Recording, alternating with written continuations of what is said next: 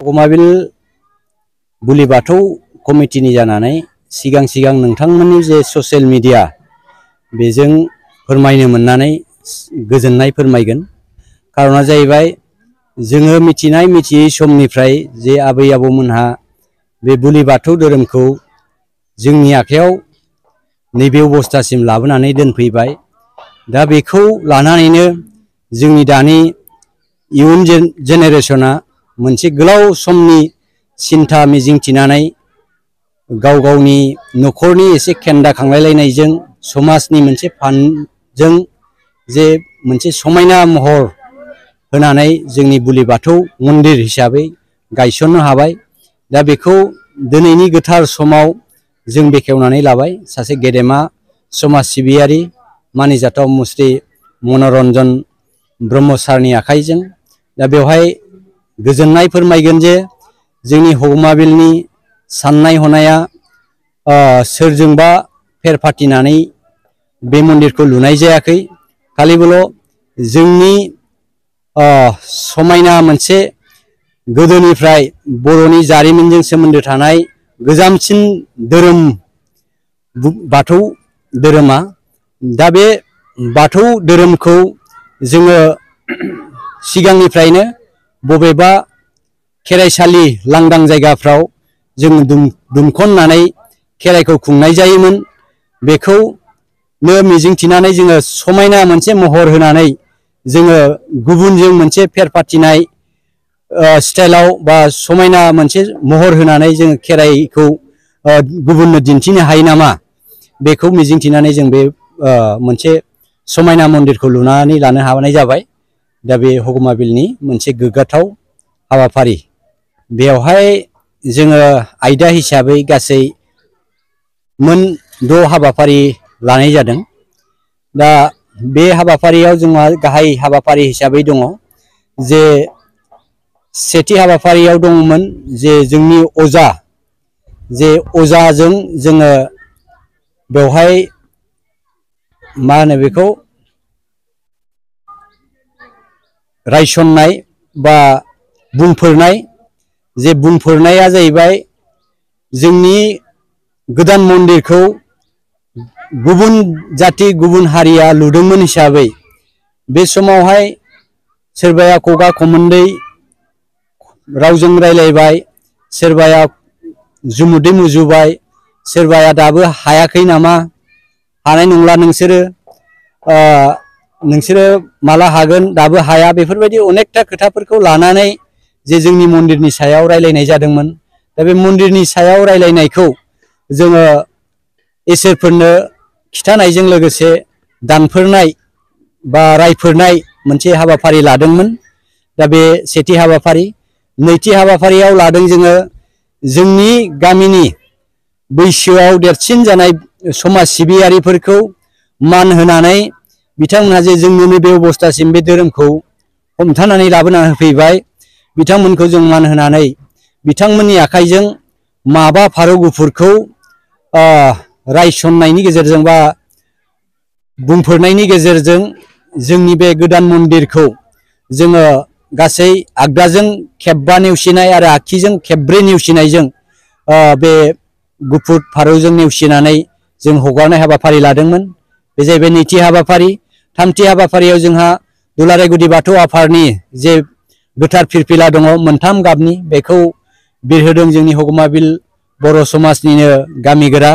बेजों लोगोसे ब्रैथि हाबाफारियाव दंमोन जोंनि हगमाबिल गामिनि माखासे रुंसारि जालांनाय गेदेमा सुबुंफोरखौ बा मुंख्लं बिथांमोनखौ गोसोखांनानै जे मान बावनाय हाबाफारि दंमोन, बेखौ जों बावनाय हाबाफारि लादों।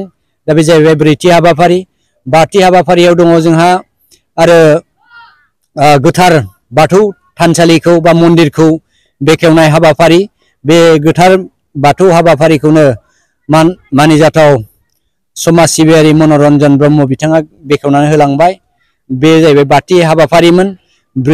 दथि हाबाफारियाव दङ जोंहा जोंनि हाबाफारियाव बाहागो लाफैनो हानाय गेदेमा सुबुंफोरखौ लानानै जोंनि समाजनि गासै गेदेमा बिथांमोनखौ निफ्राय बोसोन लानो मिजिंथिनानै मोनसे बेंखन सावरायनाय हाबाफारि लादों।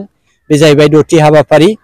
फुंनि हाबाफारियाव बेखिनि आरो दा मोनाबिलियाव जोङो जोंहा मोनसे लङा दैसा दङ बे लङा दैसानिफ्राय गोथार सान्थि लायनानै गोथार खांख्राइ हाखिनि हा गोथार लाबोनानै मन्दिरखौ लिरस्रांनानै जोङो माबागोन सान्थि खालामगोन आरो मोनाबिलियाव जोङो खेराइ फोरबो खुंनाय जागोन बेखिनि जोंनि हाबाफारि। बे गामिया आंनि जोनोम गामि आं बेवहायनो सेंग्रा देरदों बेवहायनो हाबा जादों आं बावाखै 14 बोसोरसोल' जादों आं बे गामिनिफ्राय क'क्राझाराव माबानाया किन्तु आं आलासि नङा बे गामिनिनो आं सासे सोद्रोमा दा जों जन्म जानायनि सिगांनिफ्राय बाथौ धर्मखौ बे गामिया फुजिबोदों उनाव मोननै धर्मालम्बी जोंनाव माबा जादों ब्रह्म आरो बाथौ दा दिनै बाथौ धर्मनि थाखाय बेफोरबादि जे मोनसे साब सिखोन मन्दिर जे लुनो हादों सिगाङाव जों नुबोआखै किन्तु दिनै बेखौ नुनानै लुनो हानायखौ नुनानै आंनि गोसो गोरबोनिफ्राय जोबोद गोजोननाय मोनदों आरो इयुनाव आसा खालामो बे मन्दिरनि जरियतेनो जोंनि गामिनि जेसेबां खुथि नाथि दा जेरै दं बिनिफ्राय साबसिन हामसिना जाहाथे आवगायलाङो धोरोमनि खेत्रआव समाज जानायनि खेत्रआव गावजों गाव मिला प्रितिनि खेत्रआव बेखौनो आं आसा खालामदों आं बेखौनो आंनि गोसो गोरबोनिफ्राय बिथांमोननिसिम खावलायगोन जिहेतु धोरोमा मोनसे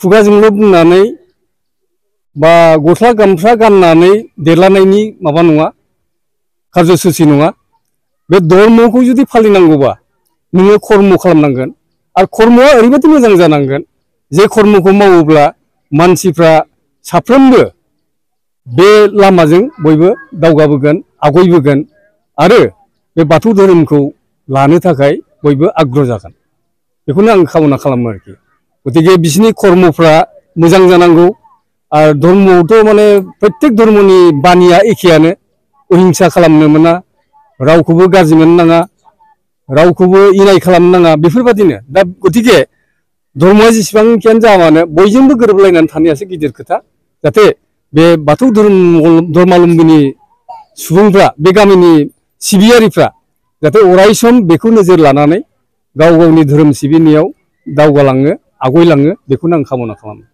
थोंजोङै बुंनो हानाय नंला खारन आङो बेफोरबायदि समाजजों बा धर्मनि मेल मिटिंफ्राव आङो थाफेराखै आं सासे साख्रिआवलासोमोन आजिरा मोननानै आं नै बोसोरबा जाबाय दा सम सम आं गामियाव फैयो दा जोंनि खेत्रआव जोंनि गामिनि खेत्रआव बेफोरबायदि एना एनि आं नुवाखै जुदि सेन्ट्रेल बडि बा डिस्ट्रिक्ट बडिफ्राव माबाफोर राव दान्थे बिदान्थे जालायदोंब्ला बे जुदा खोथा किन्तु जानो नाङा आरोखि बेखौ सुद्रायनानै लानांगौ जों बयबो सुद्रायनानै गावबागाव भुल भ्रान्तिफोरखौ मोनसे कमप्रमाइज जालायनानै दावगालांनांगौ जायो मानसिनि जिबनाव मोनसे न'खराव रायजो जानायाव जेरै नांलाय खमलाय जायो आरो बेथ' बिराद मोनसे धोरोमनि खोथा बेवहाय नों गुबुन धोरोम गुबुन कास्टनि मानसिफ्राबो बे धोरोमखौ लानो हागौ दा बिसोरनि बुजिनायफ्राव एसे आलादा जानो हागौ बेखौ बुजायनायनि गेजेरजों बुजिलायनायनि गेजेरजों जोङो समाधान खालामनो हायो आरोखि बेनो आंनि मेसेज।